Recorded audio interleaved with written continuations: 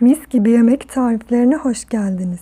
Bugün sizlerle biskrem yapacağız.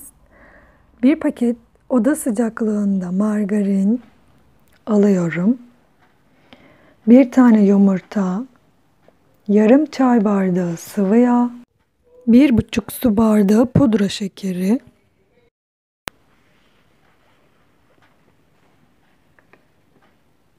bir çay kaşığı kabartma tozu, bir paket vanilya,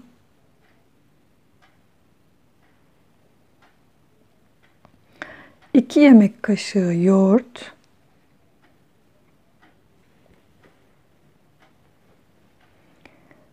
toplamda ben 6,5 su bardağı un kullandım. Unumuzu lütfen azar azar ilave edelim. Hamurumuzun kıvamına bakalım.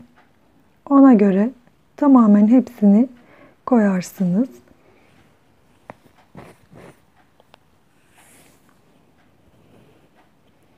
Şimdi hamurumu yoğuruyorum.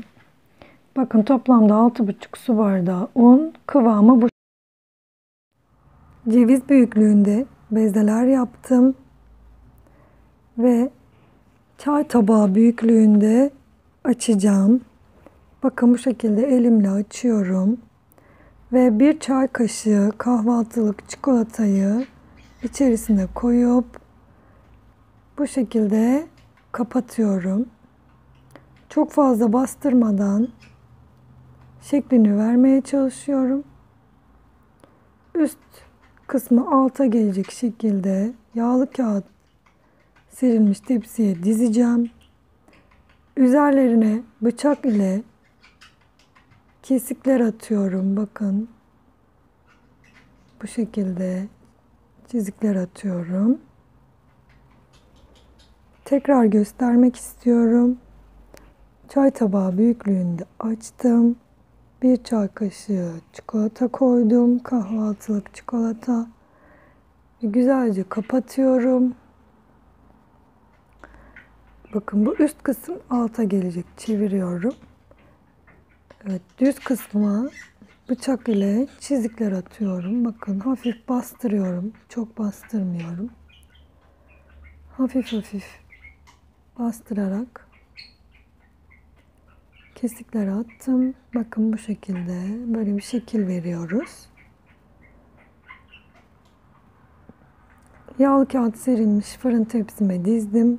Önceden ısıtılmış 180 derecelik fırında 15-20 dakika pişireceğim. Evet, fırından çıkardım. Bakın hafif pembeleştiler. Aldım.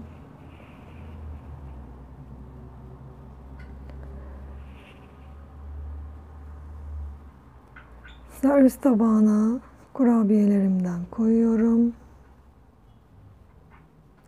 İçi çikolata dolgulu, mis gibi biskrem tarifimiz hazır. Yapacak olan herkese şimdiden kolay gelsin. Herkese afiyet olsun.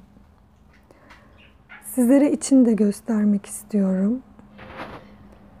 Bakın bu şekilde harika bir lezzet oluyor. Mutlaka denemelisiniz. Kanalımıza abone olup beğeni ve yorumlarınızı göstermeyi unutmayınız. Bir sonraki tarifimde görüşmek üzere. Hoşça kalın.